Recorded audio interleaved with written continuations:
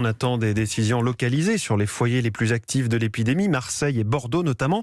Le Covid-19 qui va pouvoir être reconnu comme maladie professionnelle et donner droit à ce titre à une indemnisation en cas de séquelles ou de décès. On connaît désormais les conditions pour cela que nous détaille Olivier Samin.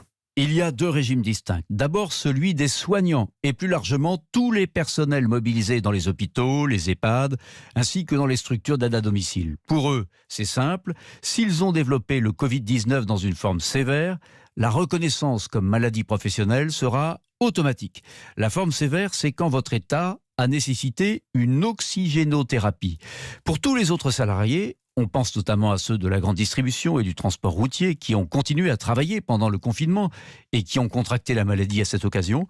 Pour eux, la reconnaissance passera par une expertise individuelle que mènera un comité composé de 2 médecins. Ce sera une appréciation au cas par cas puisque le risque de contracter le Covid sur son lieu de travail est moins évident que pour le personnel soignant. Et là aussi, il faudra que la maladie ait pris une forme sévère.